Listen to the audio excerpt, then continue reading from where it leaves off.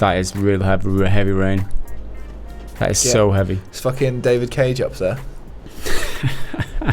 Hello and welcome to podcast number 27. Hello, a croeso I podcast rhif 27 for you Welshies out there. My name's Gareth Evans. I'm joined here by Mr. Henry I'm Famous Now Cooper. Evidently. How's it going, dude? You went to Comic Con over the weekend and got recognised. Yeah, nice guy. And now you're famous. I mean, people recognising you in public. That's a weird barrier to cross. It's the first time it's happened. Luckily, you were very, very friendly, and it was a very pleasant encounter. The picture's really nice as well. It's just like a nice, wholesome picture. But it completely threw me off guard. I was like, I don't know what to do here. Like, hello, you know me? I'm not very good with strangers anyway. I normally try and say something funny and it doesn't go well. But luckily it was quite a quick encounter. It was like, hi, photo, and then I'm like, cool, have a good day. Then it was done. It was nice and efficient, and I like that. Yeah. My girlfriend had no fucking idea what was going on. She was just like, did you know that guy? You're famous now? Like, when did you become famous? Yeah. Like, when did the Muppet I'm You don't have a real job. But I met a real person. Yeah, so that was nice. Yeah, nice that was cool. I'm pleased for you. I really am pleased for you. Hello. So let's talk about the podcast today, right? So what we got in store for you. We've got discussion about the Outer Worlds coming to Switch. Yes? No? Maybe? I don't know. We got a conversation around sneaky microtransactions, conversation around the end of Battle Royale, or one specifically. We're going to be taking Discord questions. We're going to be reading some YouTube comments and the return of the Triggered Fanboy comment of the week. We've got a good one for you this week to make up for the lack of one. We couldn't find a good one last week, but we got a really good one, and it's just a thread of ignorance and stupidity. So look forward to that. Yeah, it is worth waiting for. So first up, The Outer Worlds is coming to Switch. It was announced yesterday as of recording on Wednesday.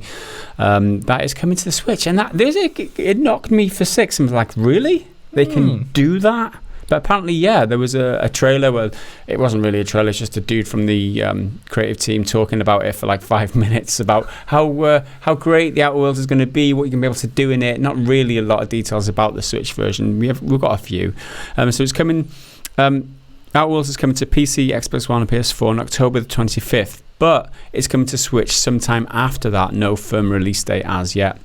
Obsidian announced that it's working with Virtuos, who are a team who will be helping them with the port. They brought Dark Souls, LA Noire, if I said it right, more or less, Final Fantasy 12, The Zodiac Age, all of those games to the Switch. So they know what they're doing when it comes to ports by the sounds of it. Yeah. So it's a good partnership, and I guess that's all pretty much that we've got to go on thus far. And for those of you who are unfamiliar with the Outer Worlds, what the hell is the Outer Worlds? What are you talking about, guys? Well, I'm about to fill you in. It is a new single-player, first-person sci-fi RPG from Obsidian Entertainment and a private division who are publishing it. If you don't know who Obsidian Entertainment are, maybe go and educate yourselves before carrying on with this, because Obsidian are one of the fan favourite development teams throughout the whole industry. They're some of the best developers, in my opinion, in the whole industry. Anyway, synopsis of the game. Lost in transit while on a colonist ship bound for the furthest edge of the galaxy, you awake decades later only to find yourself in the midst of a deep conspiracy threatening to destroy the Halcyon colony. As you explore the furthest reaches of space and encounter various factions, all vying for power, the character you decide to become will determine how this player-driven story unfolds. In the corporate equation, is that right? For the colony, you are the unplanned variable. So this is a game set in the future where mega corporations have begun colonizing and terraforming alien planets. Originally bound for the furthest reaches of the galaxy, a colony ship faster than light goes astray, leaving it abandoned at the edge of colony space. The player character awakens on board from cryosleep, only to find that most of the passengers are still in hibernation, and begins a journey to a nearby colony to investigate the true nature of the corporations. The game features several factions and branching story and reacts to the player's choices. And if you didn't know why I'm excited about the game already, now you are, because it's from the developers of Fallout New Vegas, one of my favorite games of all time. Game that reacts to player choices. It's player-driven, multiple endings, all that sort of stuff. All that good stuff. RPG, some of the stuff that's been described about the game really has me excited. But it's coming to the Switch, right? So, first question, how's it going to run on the Switch? It's one of these games where it seems to have lots of multifaceted. I've always said the key developers, Leonard Boyarsky and Tim Kaine have said that they want the scope of the game is limited due to budget and time restraints, right? So it's not going to be a huge sprawling game like with an open world area like in they kind of had to come out and say, when all the hype was just starting, like, look, this isn't like a cyberpunk thing. We don't have that kind of budget. So that lends itself well to a Switch port because it's not going to be a massive game. Smaller scale, I've always said Fallout New Vegas should be on the Switch. This is probably my second best. I mean, probably. Anticipating this is going to be a good game. We can't say for sure it is going to be, but this is a good, second best. This is good. This is great news for me. This is great news. Honestly, it is good news. Whether it's good news for you, I don't know. But we can assume it's going to have reduced texture resolutions.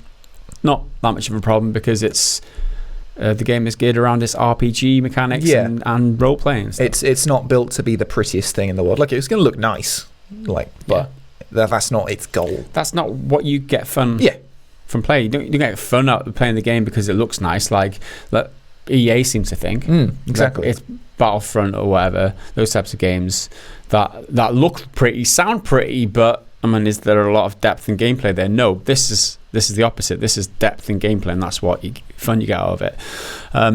So as a game which reacts to your decisions and has multiple endings, it lends itself to having multiple playthroughs. Now, what I envision is that I play this when it gets released on PC. Yeah. And then when it gets released on Switch, I have my second playthrough then. Yeah, play it mobile. Yeah, I can definitely see myself taking this on holiday on the Switch if I can sort out my controller drift. If I can get my Joy-Con fixed by then. My biggest question, it's not even really like a big question, but it's more like, why have they announced it now? Like, because it's not coming out at launch. They could have just waited, but I guess it's a free bit of marketing if they're just like, here's Outer Worlds, we still exist, remember we're coming out at some point soon. It is out in October. So it's not very long. So I'm guessing they need themselves in the headlines every so often. There was a big Gaming Informer thing a few months ago where Tim Kaine and Leonard Boyarsky were talking a lot. So they had a lot of time in the headlines then. They haven't had much coming out. I haven't heard much coming out from them recently, so I guess it's like just filling the void in between stories or being between nuggets just about the game. Just like a prompt. We're still relevant, we're still working, and also it allows people to plan where they're going to play the game on too. That is true. So because maybe if you would prefer playing it on Switch, you'd maybe wait or something. I don't know. Maybe it's only just been finalized and then they're just announcing it because it is news. It's new news. Maybe that's it. But I for one are definitely very excited about it. Hopefully they bring out a decent update to the Switch, like the Switch Pro soon, so that we don't have to deal with too much scale back in the game, because that's bound to happen. It happens a lot. I mean, Skyrim was playable.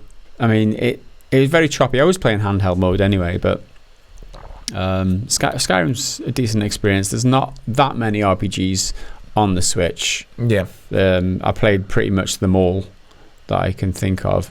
So this is going to be a welcome addition for me, that's for sure. Full-scale RPG on Switch would be pretty cool. Just hope the actual game is good and worth playing. This is what is unique about the Switch, right? This is what the Switch offers that no other mobile gaming device has ever offered. Is this type of full AAA experience? Although it's not AAA, it's kind of indie, but it's still, Skyrim's AAA, LA Noire AAA. All these big games that are coming to the Switch, like the Doom from Doom, that was AAA. There's so many huge games now coming to the Switch you can play while you're taking a shit. I mean, if that isn't a unique selling point, I don't know what is. But there you go. It's just a short one, but it's coming to the Switch. It excited me. It's worth talking about, and I'm going to be checking it out. That's for sure. Let us know what you think in the comments. So next up, We all remember when Black Ops 4 launched, and most of the reviews are pretty positive. It's like, yeah, Call of Duty's back on form, it's fun again. And then a little bit later, Activision put the microtransactions in that they said weren't going to be there. Very similar sort of thing is about to happen with Crash Team Racing, which is obviously a very different game to Call of Duty, but still published by Activision. Yeah, and sneaky microtransactions. Classic. Well, one of my favourite tweets about it is, it just puts it quite simply, and it's by Alexander on Twitter. Cash Team Racing, copyright Activision. It's just, there you go. Cash It's Team an easy Racing. pun, and I love it. So basically, players will be able to purchase Wampa coins with real money. And Wampa coins are the in-game currency in the game, which you can earn by doing just actual gameplay and participating in the Grand Prix and whatnot. And then you can buy, according to the Crash Wiki, I'll just read the quote. The Crash Wiki is called Bandipedia, which I think is one of the weakest nicknames for a Wikipedia. Wikipedia, for the Star Wars one, is still the best name. Wampa coins return in Crash Team Racing Nitro Fueled, where they once again serve as in-game currency. They can be earned from races and other challenges, and are used to unlock new characters, skins, vehicles, and other customization options from the game's pit stop. Not all content can be purchased this way, as the boss characters and their respective colours must be unlocked by beating them in adventure mode. After the game's release, players can earn additional content by participating in seasonal Grand Prix challenges, but said content will be added to the pit stop as each Grand Prix finishes in case the player misses out. So you can get characters, skins, and vehicles. And my first thought about that was, hold on, does this mean this is pay to win? Because in a lot of kart races, the characters are important. About you can make builds essentially if you want speed, acceleration, handling, whatever. But it's not really. It's not really going to be gameplay affecting based on which character you pick. So it's not like you'll pay and unlock the fastest possible character, because all of the characters are broken down into 3 difficulty tiers. So beginning, intermediate, and advanced. Beginner is all about handling, and then intermediate is kind of balanced across all of them. And then advanced is your big speed one. And they're all basically the same. Yeah. So unless they add in characters later on who are significantly better in each category, then it'll make a difference. Well, it's not gameplay affecting, so it's not really pay to win. Each class right now is quite balanced. So you get faster, better turning in the beginner. Intermediate is better acceleration. And advanced is better at speed. They're all quite balanced out. So So there's no advantage over the other. Pros and cons for each of them.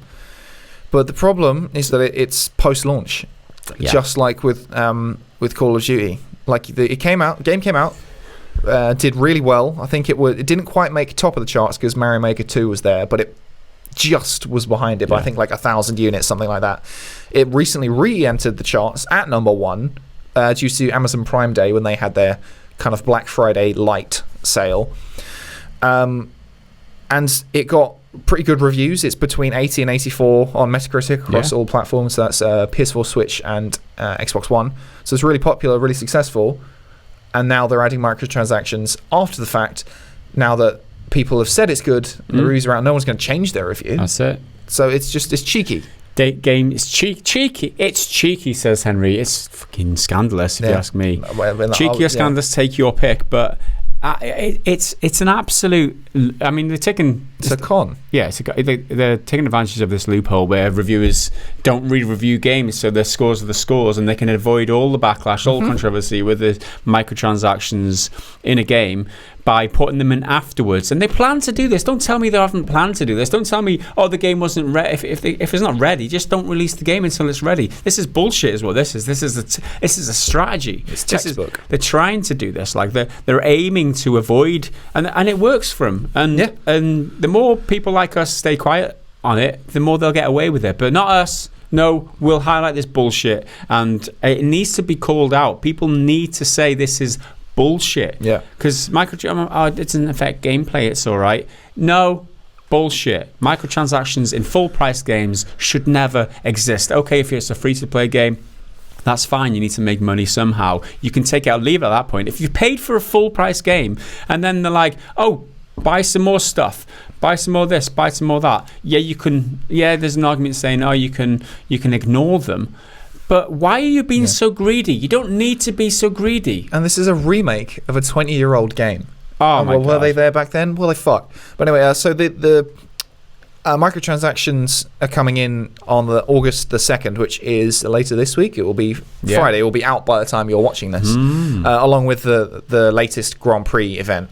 And then in Activision's blog post, it says, as always, the pit stop will be stocked with new and returning characters and cosmetic items, which players can unlock using Wumpa coins. With all this content available, we're offering so much to you. Even the term Wumpa coins gets under my skin. Yeah, right. Wumpa coins. Fuck off with your made-up currencies. It's a little fun, kid-friendly name. Wumpa coins. Wumpa. Yeah, exactly. You can hear like a catchphrase. With all this content available, there will also now be a way for players to fast-track their Wumpa coin collection if they like. So there you go. It's your choice. Fast-track your collection. Yeah. Fast-track your collection.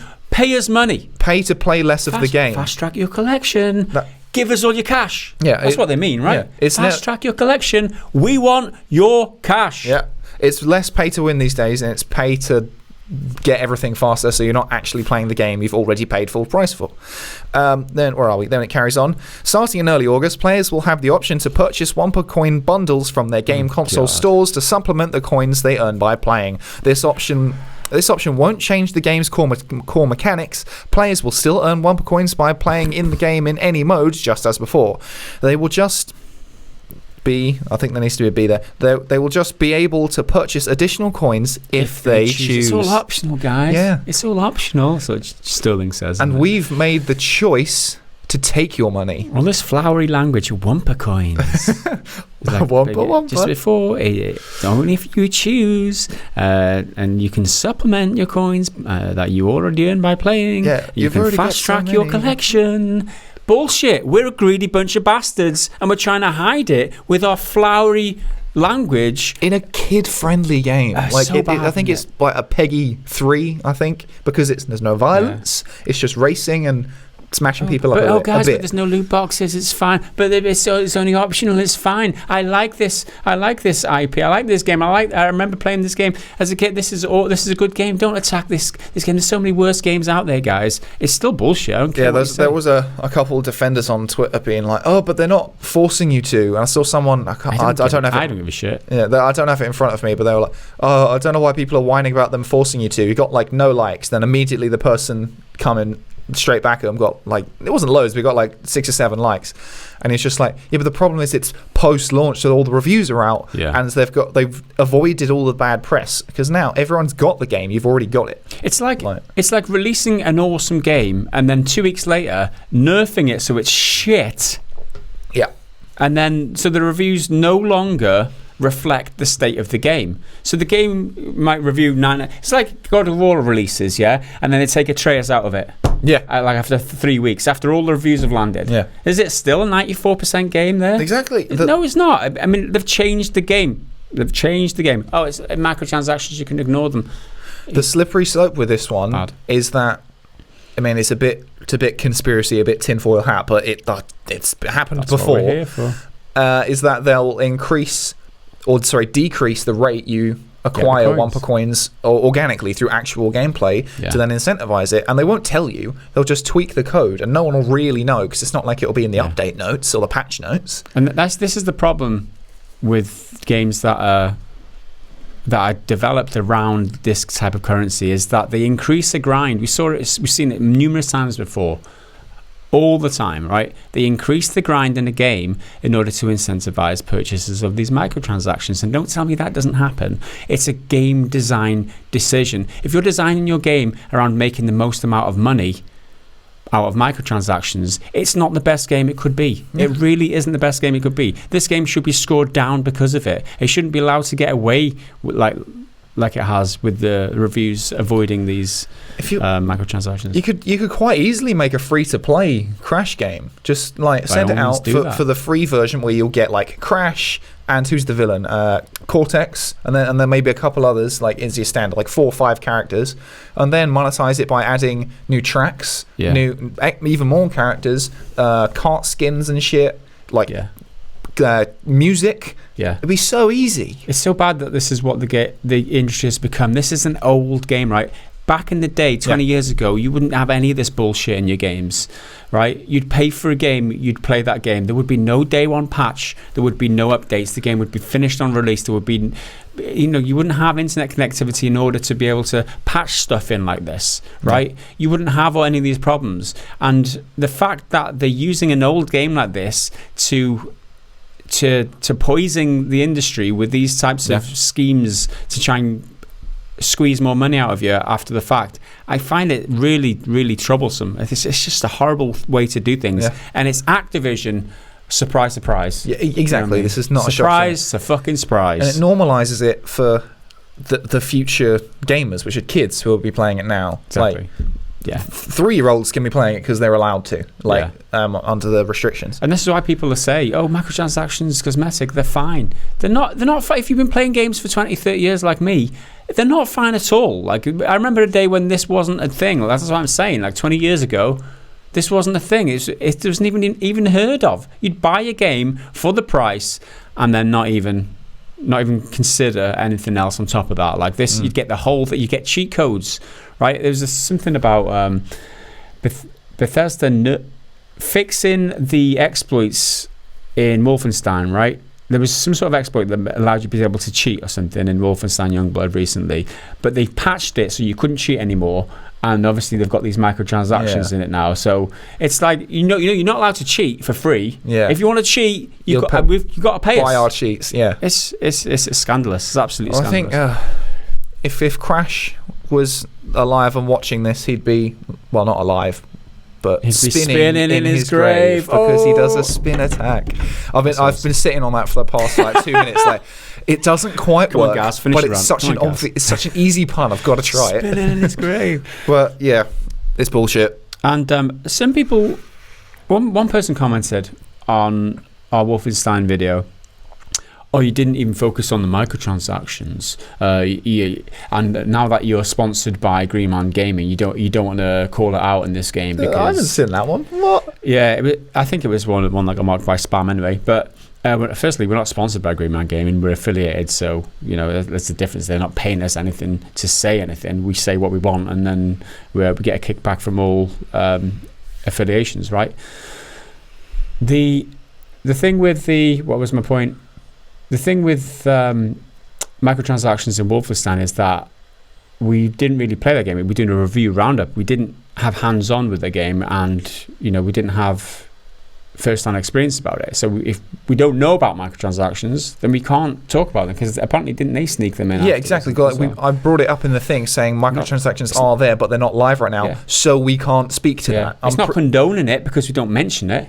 I don't have information. We're still against microtransactions, people. Obviously, we've just been on a 10-minute rant about this bloody thing. So, yeah, we can only comment on what we know. So, microtransactions still suck. We are not bought out by anybody. Nobody pays us to say anything. And YouTube commenters are still stupid. Those three Not facts. all of you, but some of you. No, all of them. We'll get a really stupid one later on. Just you wait. Oh, yeah, just wait for that. Okay, so that's the end of that discussion. A short one. EA had an investor call yesterday. Yesterday they had an investor call, but nothing's come out of it yet because I haven't been able to dig into the transcript because they've not released it as of the time of recording. And the transcript is where you get the back and forth with people on the phone asking Andrew Wilson, oh, what's your vision for such and such game? And that's where you get the juicy nuggets from. And unfortunately, that's not out yet. We might do a video on it. Yeah, we might have covered it by the time you're listening to this. So we can't really talk about it in depth. Basically, the overview of the thing, so the information we've got so far is that yearly it's down by 0.01 of a million on the last year, and net bookings are blah. Digital sales revenues are up, and Andrew Wilson still talking about how streaming is the future, and we're positioning ourselves perfectly to take advantage of that fact that streaming and social interaction is the core of why we play all games, all that bullshit that he comes out with. To justify why they're making decisions, making the games that they do, because they tell us how the industry is, and then they say, "Oh yeah, we're awesome because we're following how this is how the industry is," not understanding at all that most of us or a lot of us play games just to get away from people, not to play with people. But don't tell me how I play. Play how I fucking don't tell like. me shit, Andrew Wilson, you fucking pantomime villain. Okay, let's move on to our actual next topic, which is the 1,000. You remember the 1,000 player battle royale game called Maverick Proving Grounds? It was announced, I think, last year, and everyone was like, "Oh, there's a 1,000 player battle royale game in development. It looks really good. They're going for like high fidelity graphics, and it looks awesome." Yeah, it was being developed by Automaton Games from Cambridge in the UK. Well, Automaton Games has entered administration, and Maverick Proving Grounds is cancelled. So that's the news coming out, coming off the website. It's the announcement was there, and it says, "Please be advised that due to insufficient funding, the development of the Maverick Proving Grounds game has now ceased. The joint administrators are in the process of licensing the Deceit game, so there'll be no change in the live operation and provision of this game." Deceit is the game that they published in 2017. It's like a free-to-play first-person multiplayer shooter that's really popular on Steam. Free games are always free shooting games, multiplayer games are always pretty popular on Steam. But yeah, it's bad news. This it really is bad news. Another fatality in the games industry, because over the last 12 months there've been loads of studio closures. Yeah, it seems like it's come out of the blue. It's a bit weird how they've only released this little. It's right at the bottom of the page on their website. "Please be advised that due to insufficient funding, the development of Maverick Proving Grounds has now ceased." Please be advised. There's no like official press release. This is a staff announcement. Everyone must go home. You don't have a job anymore. Yeah, right. It's so bad. There's no like official announcement. There's no forum post or whatever. They might get out of it because they're going to administration, which means they're insolvent, which means they can't pay bills anymore, which means that administrators are coming in and they're assessing the company for what value that they've got, what assets they've got, and they're going to be selling all the assets off to whoever wants to buy the assets, which is like the IP as well as the equipment and everything like that, everything that was worth any money. They're going to be selling them off and then paying the debtors, paying the people who they owe. So that's what administration means. So there is a small hope that someone might just swoop in, buy all the IP up, buy the whole, buy everything up, and just continue with the development of the game. But since the game, it was. I mean, this is the question: is it really worth that much? The game has been in early access to founders. The Founders Edition has been available since November last year, but people paid up to $30 to become a founder and get access to the game then. The public beta was set for November, although they've hit a bump in the road. There was an article from Dexerto.com recently saying that the beta was a disappointing experience for most, resulting in optimism for the game dampening somewhat. Officially, the game has been put back to a pre-alpha stage, but and this was a few months ago, saying that the development hit a roadblock as it wasn't going as swimmingly as they thought it was. So the founders found it unacceptable that that the game had gone back to pre-alpha, and specifically the gunplay, especially in close quarters, is considered broken, as the feedback indicates. So they hit a bump in the road sometime this year, and the net result is that they've not been able to attract as many founders for the $30 thing. It was due to come out as a free-to-play game in this November, as like public beta was due to launch this November, but because they failed in the early access, they didn't get enough money, it seems. This is my assumptions, and they're now shut up shop, and it's a bad result. So the other details are 6 weeks ago they posted a YouTube channel, and there was no indication of any issues on that video. You just posted a video just saying like how swimmingly it's been going since the launch of the Founders Edition, which is called The Forge, last November. So there's no indication there. They were also working on a different game called Project Y, which was a next generation fantasy game. No news on what's happened with that. Obviously, it's just another asset, if it's worth anything at all. to be sold by the administrators.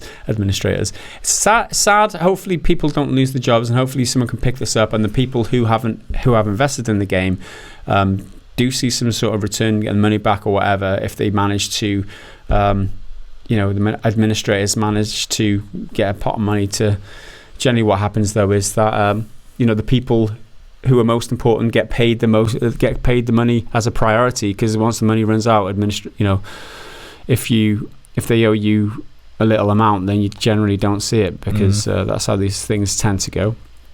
But there you have it. That is it. Is it just a case of the name Maverick's Proving Grounds is just too long a name? It's a bit close to PlayerUnknown's Battlegrounds as well. Yeah, Grounds. There's Grounds. Yeah. There's a triple barrel name. Yeah. These triple barrel names that nobody seems to remember. Oh, was that game that was 1,000 player? I can't remember. And it's not like you could turn it into like PUBG, because there's a vowel in there. There's MPG. MPG, yeah. Yeah. I don't know. So it's an indication that Battle Royale as a genre has taken a hit, right? I mean, the fact is that a Battle Royale game in development didn't get the funding it needed, didn't get the support it needed, and is no longer in development. This was a big announcement back when we learned about it. 1,000 player Battle Royale made all the headlines, like people were talking about it, and now it just seems like, the Battle Royale bubble has it burst. Yeah, it definitely seems to not quite have burst, but maybe deflating, because player numbers for games like Fortnite and Apex are slipping. They're not like bad; they're still huge.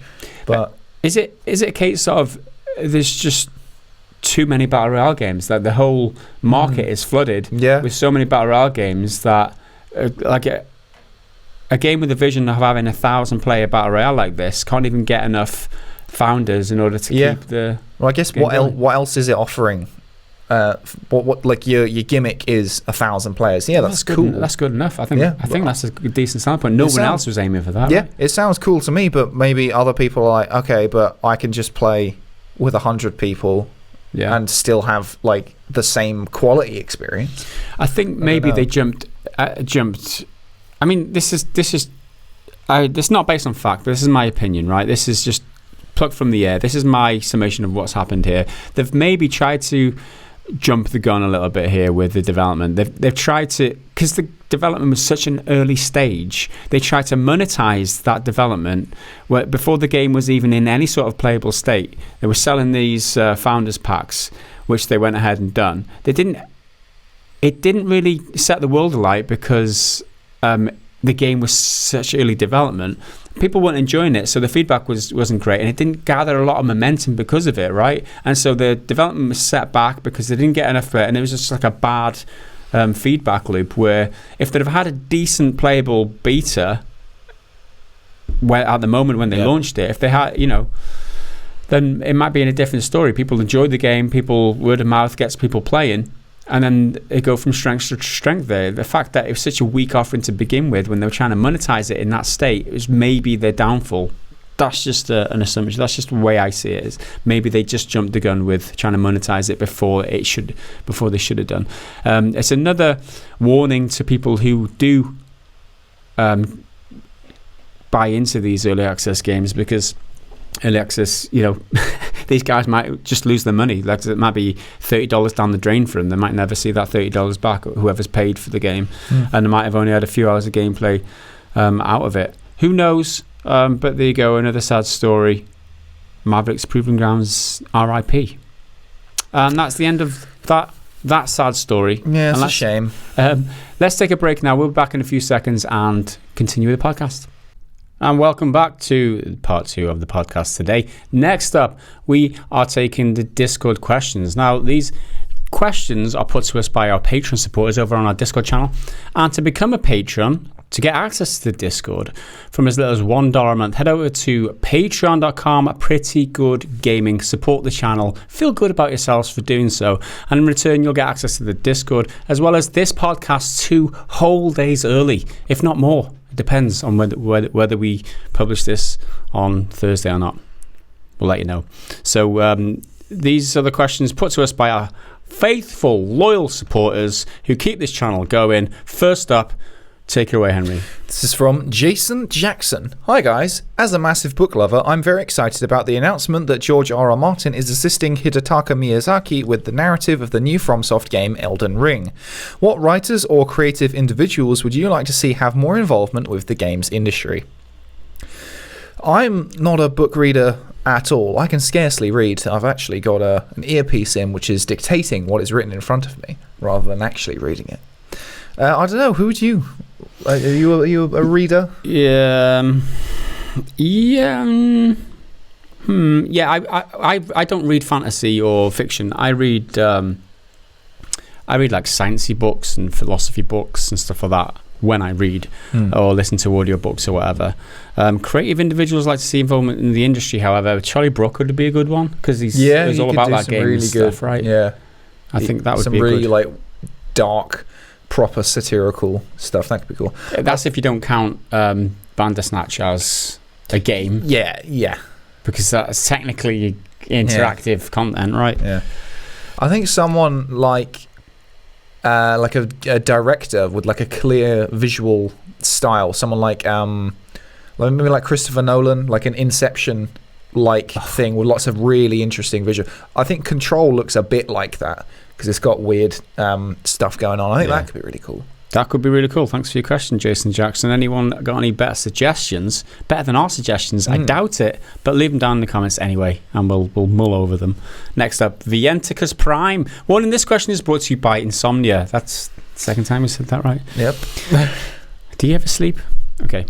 As time goes on, it seems that the attacks on gamers and nerd culture keeps ramping up. It seems to me that it goes beyond mindless scapegoating or an extension of the whole jocks v nerds garbage from the 1980s. Maybe I'm just rereading this from... Maybe he hasn't said Insomnia in the past. Maybe I'm, like I said, I just forgot that I haven't read this in the podcast yet. Have you ever thought about why all the sophist attacks against us are so vehemently promoted? With so much effort put into the campaign, could it just be as simple as pursuing hate-click revenue, or could it be something deeper and more nefarious? It seems to me that this shift occurred concurrently with a major shift in the world political stage. Gamers seem a likely target because good and experienced gamers have developed critical thinking skills, their own independent view of the world, and don't often take things at face value, which is what the whole team sports view of politics depends on. What do you think? This is such a deep question, dude. I think I have to read a really intellectual book before I'm mentally primed enough to answer something like this. Also, you're aware of anyone on social media otherwise who advocates for gamers in general from an academic standpoint? The only one I'm aware of is Liana Kurzner. No, not aware of anyone. Let me reread this. Have you got any answers before I... No, Attack on gamers and nerd culture keep ramping up. I would like you to provide more examples of that, because the attacks on gamers and nerd culture keeps ramping up. That is... I'm not sure I agree with that assumption. Assume that before you answer this question. And I mean, I've not... attack on... I guess you could... Attack on gamers and nerd culture. I guess... one that springs to mind was the Detroit Become Human. Oh, you're beating up women in video games. Is this fun? Remember that whole thing around that David Cage game, interactive experience where it's domestic violence and people getting killed in games. If that's what qualifies as attacks on gamers and nerd culture. I don't think it's ramped up particularly. I just feel like it's talked about more because everyone is talking about everything more, if that makes sense. Because of stuff like social media, more people are talking, like politics as well is a really hot topic these days because there's more people in the conversation because of how easy it is with social media, whether or not you know anything. There was that Prince Harry thing where he said that Fortnite is... should be banned or something. Should be banned because it's addictive. Yeah. That's another thing, I guess. I think on the flip side, gaming... in a lot of ways is being way more accepted than it used to be. Yeah, I agree with that. Certainly not like cool or like trendy, but you don't get chastised if you like walk around the street wearing a gamer t-shirt, as I imagine you would have in the past. You're not going to get like food thrown at you or whatever. There was something with an article in one website was attacking clickbait YouTubers. If that, that was a recent one, wasn't it? Yeah, if that's something, it was like attacking YouTubers like Lexical HD, Upper Echelon, and like Clean Prints and Clean Prints and all them. I think that is clickbaiting essentially. There was a news outlet. Was it Kotaku? Wasn't Kotaku? Yeah, well, no, it wasn't. It was someone like Forbes or The Post or something. Quite an established outlet. Yeah, stuff like that. I very much think is trying to get hate revenue. Pursuing, trying to demonetize what they were doing. They were contacting the advertisers who had adverts on these YouTube videos. Telling them, are you aware that your products are being promoted by next to these hate videos and all this like clickbait videos and stuff like that? Trying to get them demonetized, deplatformed essentially. It's like attacking people because they believe something different to them.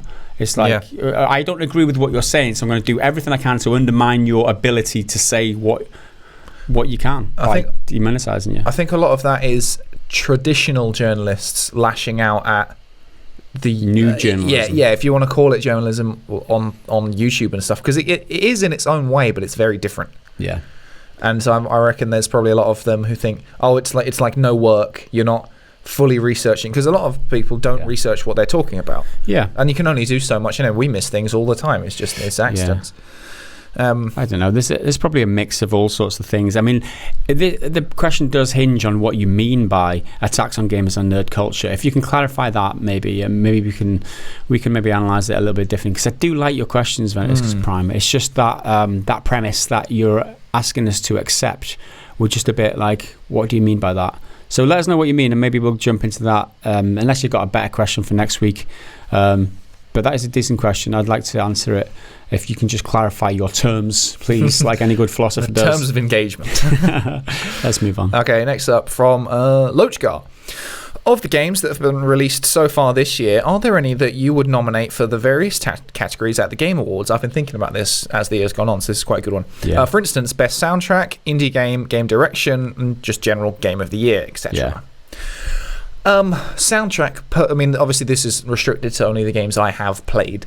Soundtrack is undeniably Days Gone. Yes. I love Days Gone soundtrack. I love it.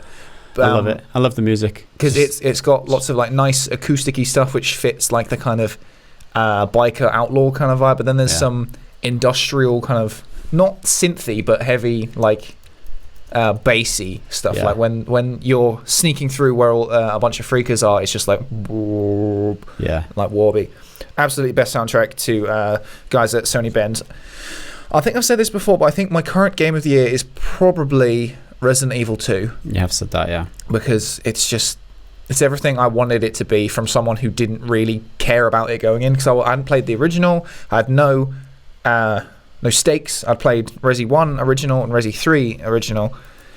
So I was like, 2, I didn't play it. I don't care. And it was really good. Blew me away. Yeah. As for indie games, I think the best one I've played so far is Astroneer, which is technically classed as 2019. I think it was in early access, but it launched this year, and I had a whale of a time with that. I'm sure there are better. The Outer Wilds apparently is really good, and I'm yet to play that. So yeah, there's so many indie games that are on my radar, but I just never get around to playing them. Yeah, I need to play the Outer Wilds. That one we were playing recently was pretty cool. Rogue. We forgot the name last time as well. Streets of Rogue, because it's like Streets of Rage. Yeah, that was really good. Yeah, that's it. There's just a handful. Leading for me right now is Astroneer, because that game is really deep and really awesome. So, hope that answers that one. Indie game direction. I wouldn't want to spoil too much. We're halfway through the year. We're going to be doing probably the direction, Game Awards. Even if it's not a good game, will probably go to something like Death Stranding, because it's so cinematic and it makes for things that look pretty. Best game that is a movie. Exactly. The writing could be terrible. The gameplay could be terrible. Yeah, we're going to make up our own award categories and award them. Best game that wants to be a movie, obviously, is already won. That. There was a comment on yesterday's video saying that I love how you guys don't suck Kojima's dick like all the other channels. I love him.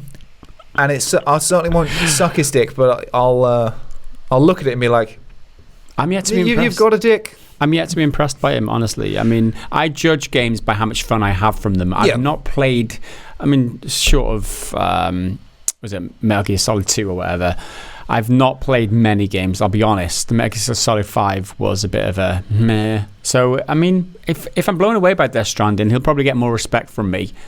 But he's not getting respect for the sake of it, because other people respect him. Yeah, I don't believe in that. He believes he's a good game maker. People say he's a good game maker. He's bringing this. Gone off a bit of a rant here about Hideo Kojima, but this whole.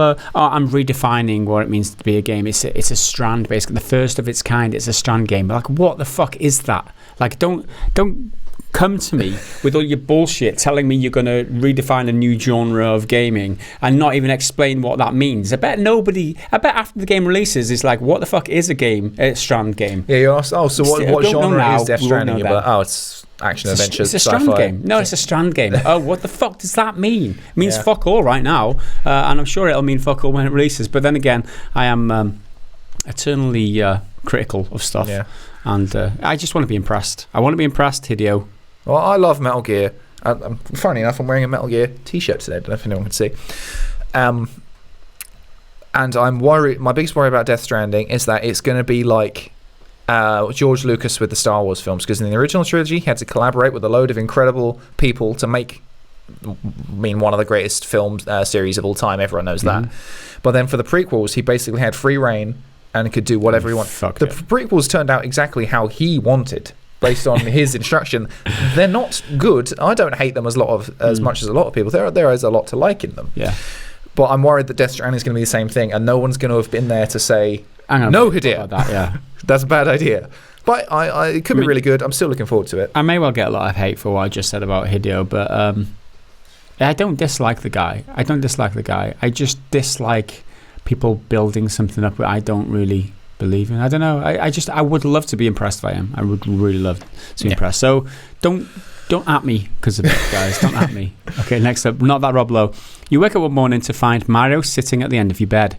Already scared. Okay. After you finish panicking and trying to hide your morning glory following a dodgy dream you had about the last marry, shag, kill question, he calmly says to you, I am a Mario from the Magic Pipe. What?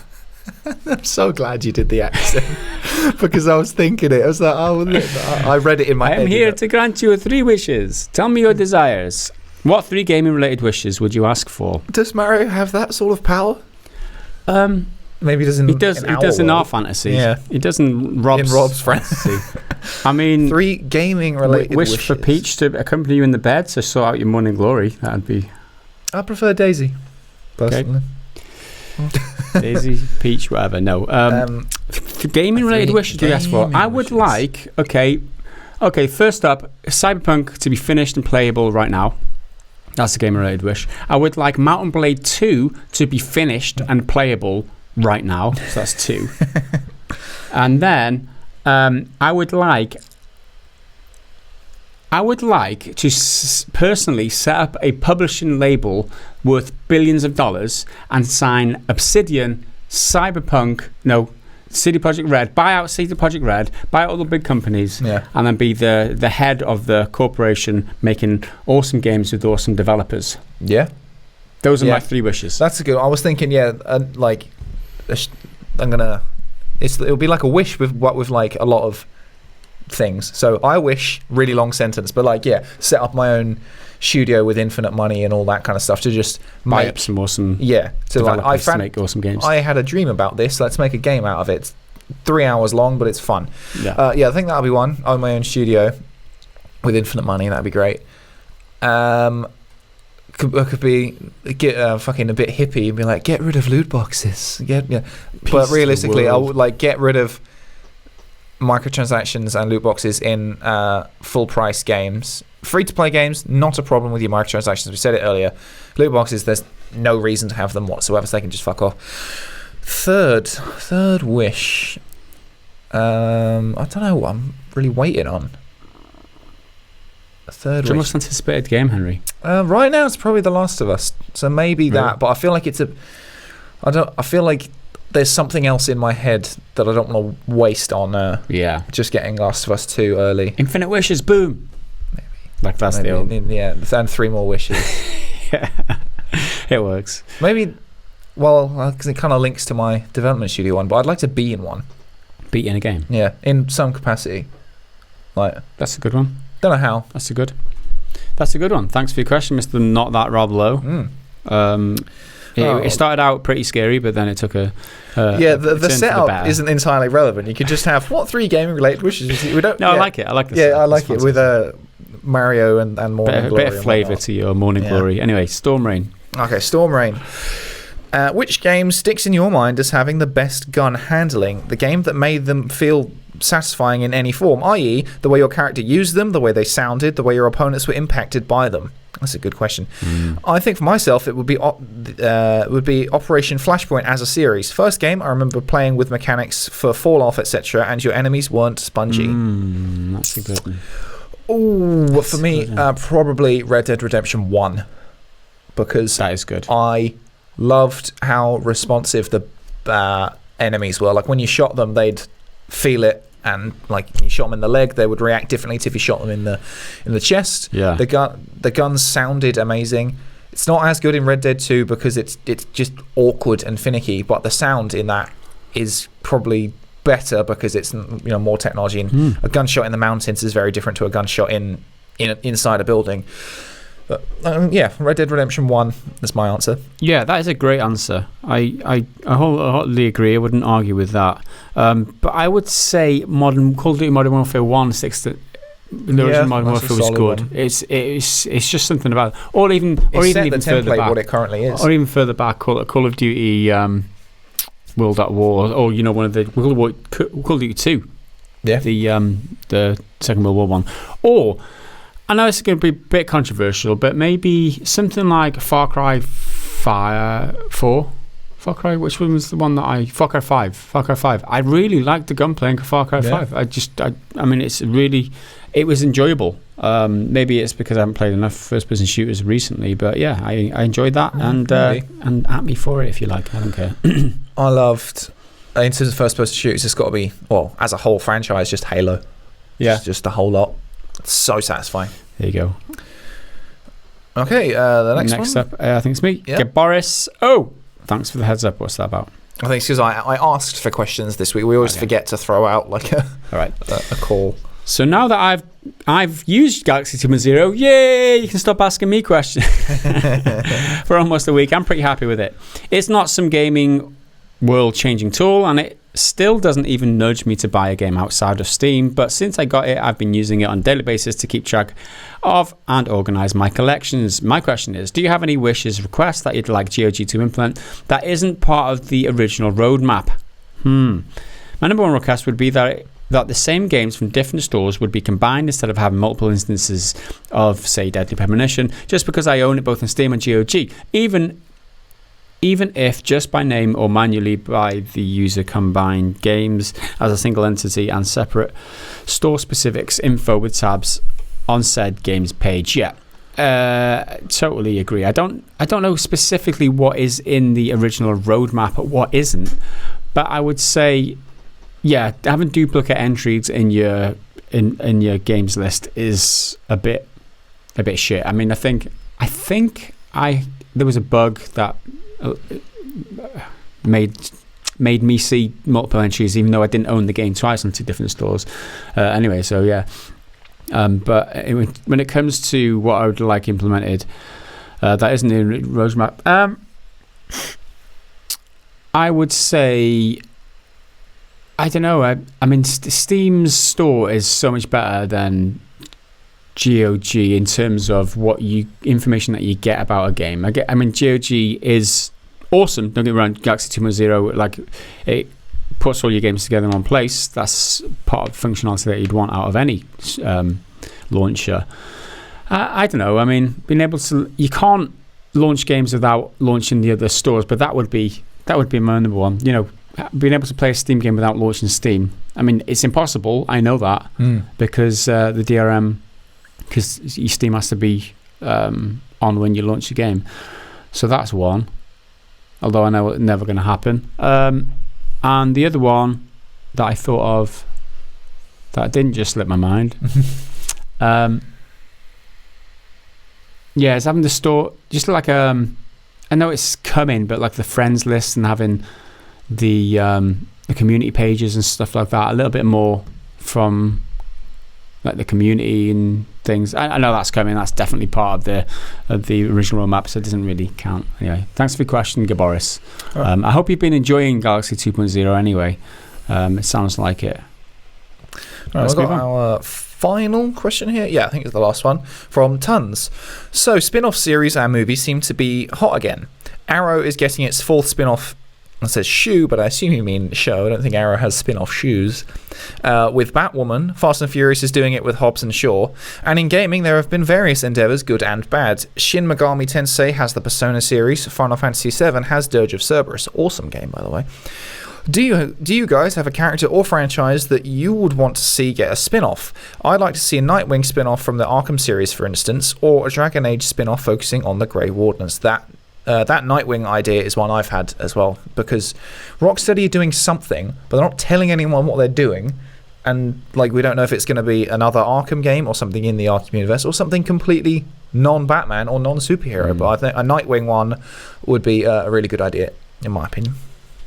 Yeah. Have you got one? I've got a couple of different ideas. Yeah, you go ahead. I think. I mean, they're probably going to do it anyway because of the way it ended. Mild spoilers.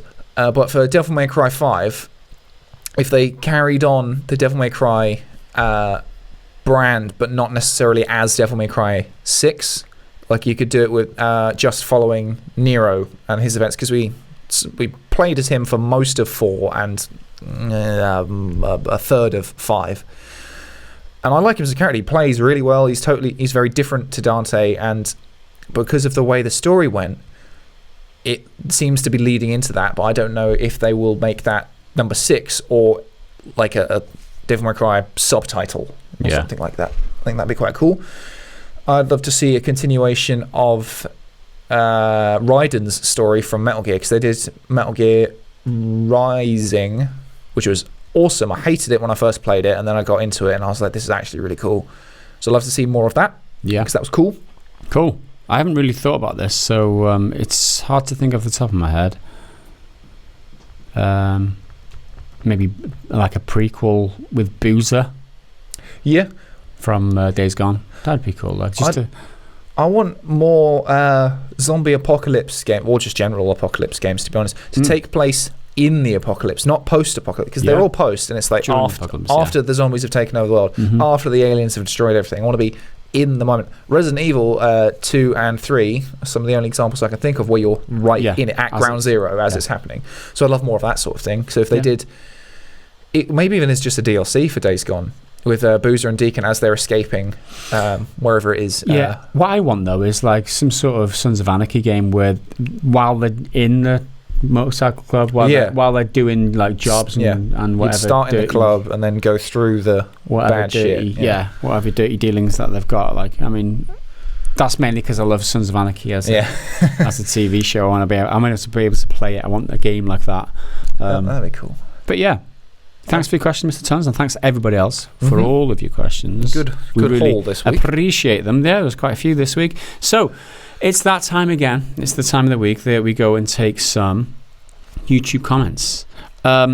So, before we go into the meat of the comments, first up, we have our Triggered Fanboy Comment of the Week. So, this was on my Marvel Ultimate Alliance 3 review, which was last Thursday, I believe. And in general, I really like the game. It's a lot of fun. I enjoyed the other ones, but there's no depth to it, and there's no real strategy to beating anything. You just hit them as hard and as fast as you can with all your characters, and that's basically the job done. There's no complex moves you need to pull off. Someone didn't take too kindly to my opinions, but seems to just have been triggered altogether. So, this is from Dan W. This is good. Wow, more reviewers who haven't unlocked Ultimate and haven't done any endgame. All abilities go up 5 ranks, not 4. More mechanics unlock as the game gets harder. I see you only beat it on friendly and have no clue what the game offers. Endgame is also making builds. Yes, builds in the game you can make tanks, healers, breakers, stun, synergy extreme builds, DPS builds, buff and debuff builds for characters. The endgame grind is getting Rainbow ISO 8s. Also, extreme attacks do sync. Also, extreme attacks do sync. Play the damn game. These reviews don't justify how in-depth the game really is. Beat Ultimate and come back and make a proper review. Now, there's a lot of specific stuff there. The first thing that jumps out to me is you played the game. So the first accusation is... more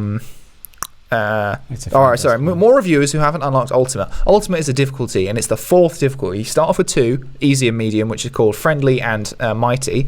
And just for clarity, mighty's the one I played on because it's just medium. So then you unlock superior once you finish it, and then once you finish superior, you get ultimate. And this person's arguing that because I haven't played the game 3 times on 3 separate difficulties, you haven't played the game. Yeah, I haven't played it. And there's all this extra content. This is going to be a long section because there's a lot of comments going back and forth here. I see you only beat it on friendly. That's just a accusation, and I replied back. I'll move on to that in a minute. Yeah. Just trying to catch up on what the terms mean. Oh, ISO 8s. They are essentially buff items that do stat effects. So they're these crystals, and you can get strength plus 1,000 or heavy attack, add 10%, that sort of thing. Okay. You only beat on friendly, no clue what the game offers. For you to play the game through from beginning to finish, just in general, not just this game, for you to play the game on the normal difficulty from start to finish and have completed that, okay, and still have no clue what the game offers, then your game is fundamentally flawed, right? Yeah. So what he's saying there is that this game is designed really badly. Essentially, that's what you've got to assume by thinking that if you've played the game from beginning to end and have no clue what the game entails. If it's a game like Nier Automata, where you have to play it like 3 times to get the full story because each playthrough is slightly different, it tells you at the end. Yeah, it's like, go back and do it because some things might have changed, and you do it, and that's part of the point of the game, and it links to the themes of it and everything. So this guy is proper triggered, right? Proper triggered because you don't, in his mind, do justice to how deep the game is. Right? Yes. He thinks the game is really deep. He's having lots of fun with it. He sees your review and starts mouthing off at you because you haven't had the same fun out of this game that he has. Well, I've had fun, but it's not deep. And that's not a problem for me because I'm still having fun. But you can't just argue that having an end game grind is depth. So I'll read back my comment back, which was also quite lengthy because I'm not having someone mischaracterize me. If you just said, I didn't like this review, I disagree, fair enough, but don't just say things that are wrong.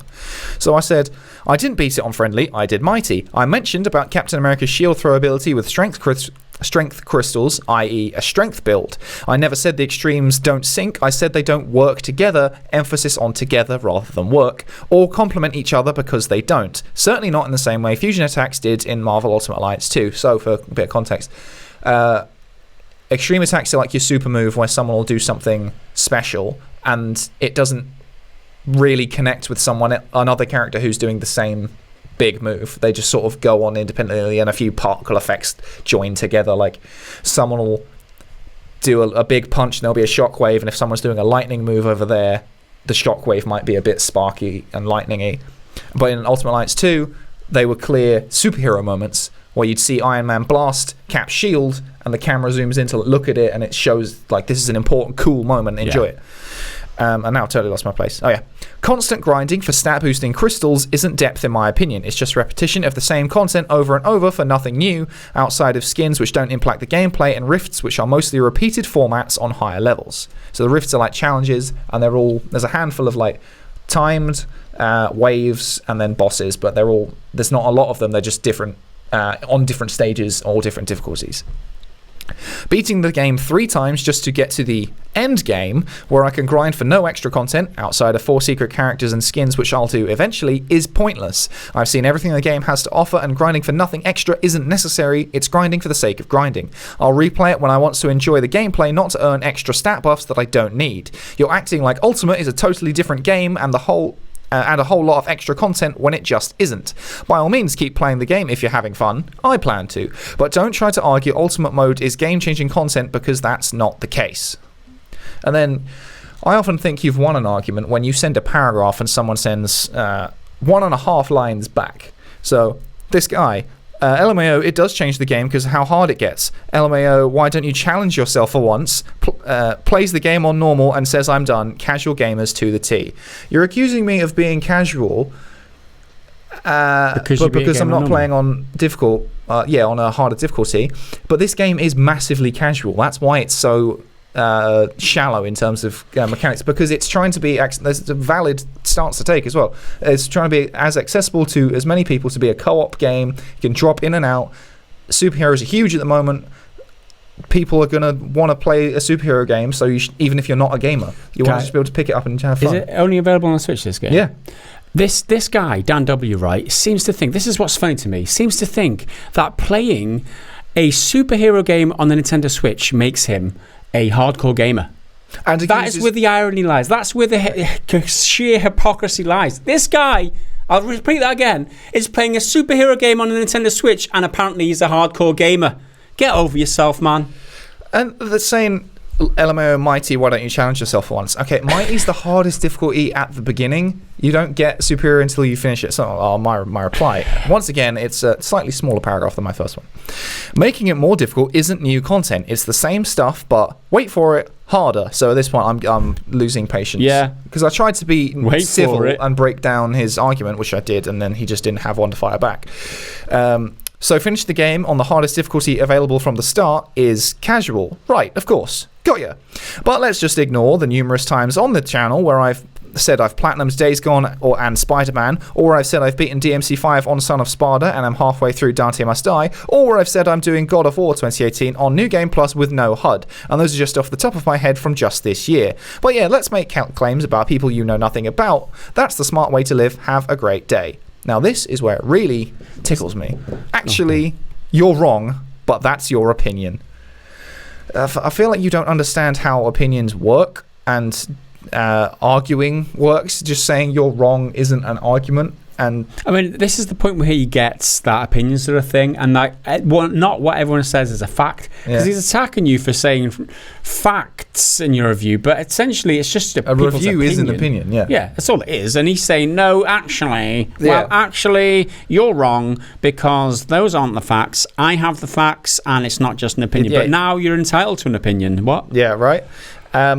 Actually, you're wrong, but that's your opinion. And the games you play are 20-hour exclusives. Who gives a shit? This game's a less than 20-hour game, and it's also an exclusive. So just a bit of more hypocrisy shit on your own argument there. You clearly only play games on easy, and that's just an accusation, despite what I've just... So you're saying that I'm lying.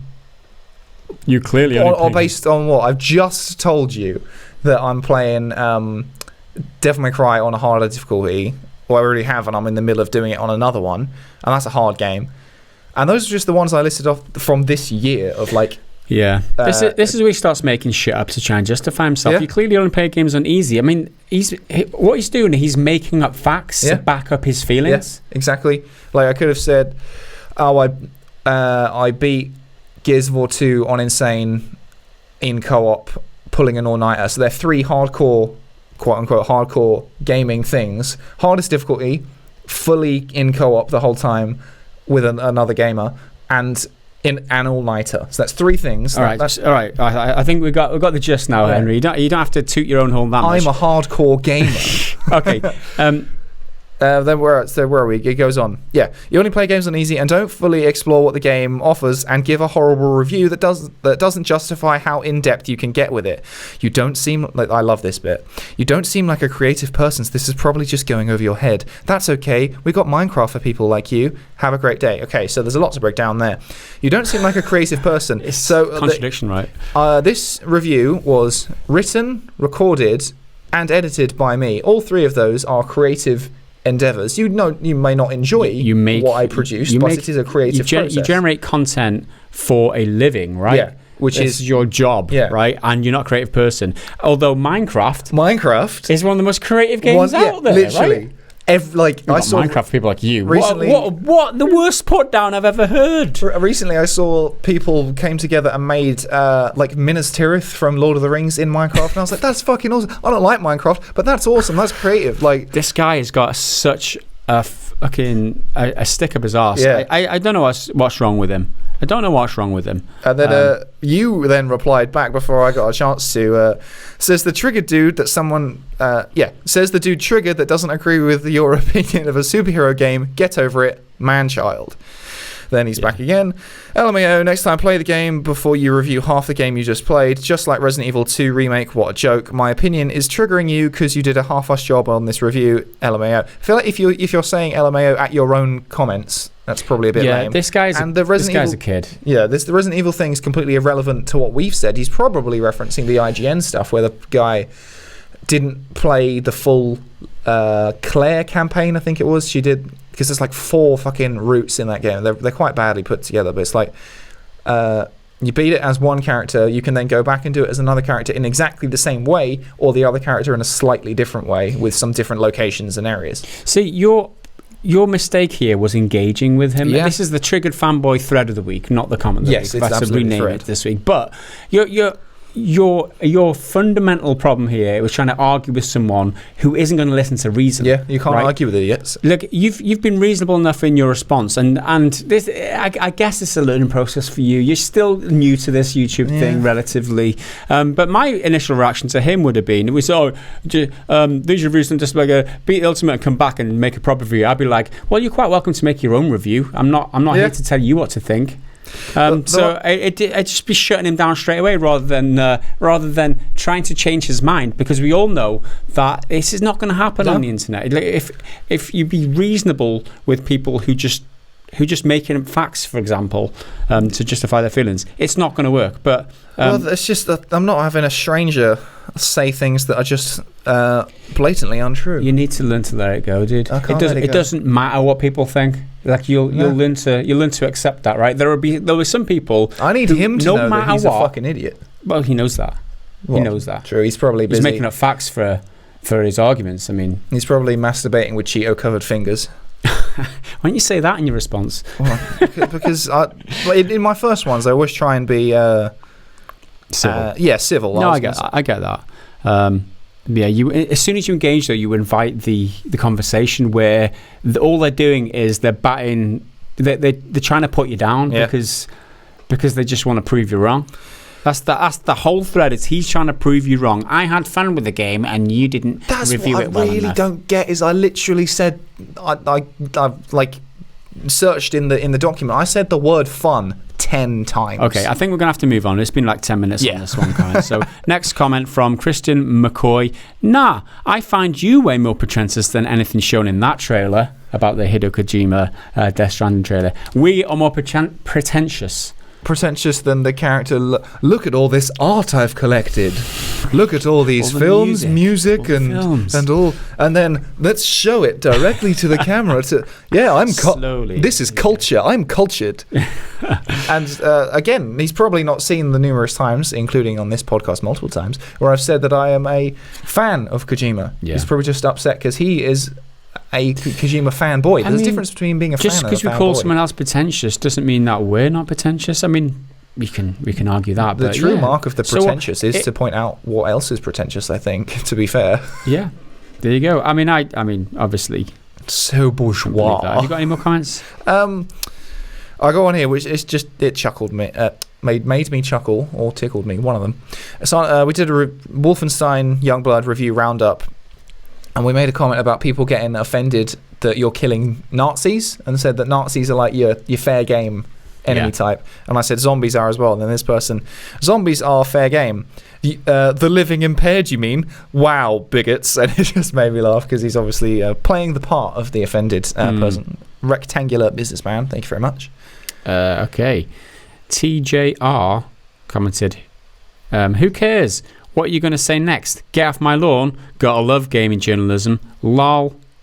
Oh, yeah, I read that one. That was on yesterday's video. About? There was the video about Rockstar's tax avoidance and Fortnite's teen millionaires, right? He comments, who cares? What are you going to say next? Get off my lawn. Gotta love gaming journalism. Lol. Well, we've never marketed ourselves as gaming journalists. I don't understand where his criticism is there. Like, is he talking about Rockstar? Get off my lawn? What? Like, so because we're annoyed that they're tax dodging. Americans, people making American games in Britain, we're going to tell them to get off my lawn. No, it makes no sense. I don't understand what he's trying to say. He even had a response from Mr. Ben Brown saying, what are you talking about? Rockstar's scummy tax avoidance, question mark? I mean, it's like, what the hell are you all about? Yeah. I don't get it. On the same on the video, though, I'll just throw this in there. Chase Meller says, GTA equals gaming tax avoidance. Yeah, I like that. That was a good one. I've got one here which kind of made me laugh on the same video, actually, from Ragman. You misunderstand Rockstar's position, gentlemen. And I read that. I was like, okay, has he got where's he going a counterpoint to say? In order to deliver the most compelling and immersive criminal power fantasy ever, they need to understand the criminal. They must feel like the criminal. They must sympathize with the criminal. Rockstar and the criminal must be one and the same. Only then will the ultimate criminal power fantasy be fulfilled for the masses to consume. I like that. That's it. There you go. Is that like method acting, but for game development? So you got to put yourself in the role that you're trying to portray, right? There we go. Jigs comments, but the punishment of winning the $3 million in Fortnite is having to play Fortnite for 6+ hours per day, day. And that's true. I wouldn't like to do that. I mean, I think you'd go through stages. You'd be like, okay, this isn't bad, and you'd be like, I hate this so much. No. I mean, if there's $3 million sitting at the end of it, there's not a lot I wouldn't do for 6 hours a day if I got $3 million out of it. Yeah, I'm not going to pursue that any further. I'm not going to pick the seams of that comment right there, but we'll just have to accept that. Yeah. That Henry is for hire. $3 million is his price. Got another question? I want to hear, and it's not really gaming related, but it's an actual question, and I just quite liked it. On our video from last week, podcast from last week, that was it. From Johnny Yates. Henry, did you get your tats done in Chester? If so, can you recommend a good studio in the area? And I feel like I've had tattoo comments several times, but I don't really talk about them. So if you are watching, this one, these two, and I've got one up here as well. All three of those are done by the same guy in the same shop, which is called Inked Up in Chester. It's like up on the roads. I don't know if you're familiar with the city. The band was done there as well, but it's done by a different person. I picked him because he specialises in dark stuff. So I wanted dark and then with just a little bit of colour in the middle. They look pretty, but this one in particular, because he's so dark, he's a bit gappy and could do with some filling in, really. But that's just because it's so dark and I can't afford to just go back all the time and get top-ups. But this is Axe one. He's less dark, so he's healed. He's less like thick, blocky dark, so he's healed up real nice. So he's really pretty. But yeah, it's a good shop. It's a bit expensive, but all tattoos are. But their base rate is still fairly expensive. But they've got loads of different artists who do loads of different stuff. But I always go to the same guy, and he's So next time you're in Chester and you go to this ink shop and you do actually buy a tattoo, make sure you mention that Henry sent you so that you can get a discount next time, and you can get that sleeve finished. Sponsored by Inked Up in Chester. Brought to you, PGG brought to you by Inked Up in Chester. Well, the guy, like, you often see tattoo artists, they're covered in tattoos. They've often got like piercings, or they look kind of alternative. This guy, he's got loads of tattoos, but he's just so like effortlessly cool. He's just chilling in like a flat cap and just like trackies, because he just doesn't really give a shit, and he's just chill. There you go. He's a cool dude. There you go. My next comment comes in from Revolver 84, and I assume that this guy is Irish, and let's see if you can spot the word that makes me come to that assumption. And if I read it in an Irish accent, it'll probably make more sense. Fuck me, your crack is shite. Is it crack as in CRAIC? Yeah. Your crack is shit. Fuck me. Fucking That's the shit. Fucking correct. You're crack as shit. Well, if he's not Irish, then he's talking about hardcore drugs there. And yeah, our crack is shit. It's hardly got me high at all. But there you go. Our crack is shit, according to Revolver 84. I'm sorry, dude. I don't know how to do Craig like the Irish. So I mean, that's just few do. Few do. I've got one final comment here, which is something I have thought about before, but we keep not doing it. From again on my Marvel Ultimate Alliance review, Fernie1337. You never mention X-Men Legends, you phonies. Nice review. I'll keep it in mind. I was like, phony. And I never played X-Men Legends 1. Played X-Men Legends 2, and it was awesome. And it was essentially the Marvel Ultimate Alliance was sort of the spiritual successor to X-Men Legends, and it was awesome. And you're right. I never mention it, but it was a great game with an awesome story featuring Apocalypse, and it was just great. I really liked X-Men Legends, but then Ultimate Alliance came along and basically did the same thing but on a bigger scale. But yeah, you are quite right, and X-Men Legends doesn't get the love it deserves. Have you got any more comments? Yes. I've just spotted this as a peach. This is my last one, right? Okay. Evo on last week's podcast says, Henry is like Henry Cavill, except that I don't think Cavill is a massive twat. Sounds about right. I love that. Sorry, dude. Evo, that was stunning. That's stunning. What a twist at the end there. I wouldn't even say I'm a lot like him in any regard other than the fact we share the same first name. Oh man, that's brilliant. I love that comment. You're a massive twat. Well, thanks for your opinion. Not just a twat, a massive twat. Oh, so remember, pick on someone your own size. I'm massive over here. Oh well. There you go. I think that'll do it for comments for this week, and that is the podcast. Thanks for watching. If you have enjoyed it and you want to support the content, head over to patreon.com/prettygoodgaming, and that will do it for podcast number 27. I guess that's it. Yeah, from Henry and I, we will see you again. I don't know, I'm confused. I'm just saying goodbye. We'll see you again next time. Bye for now.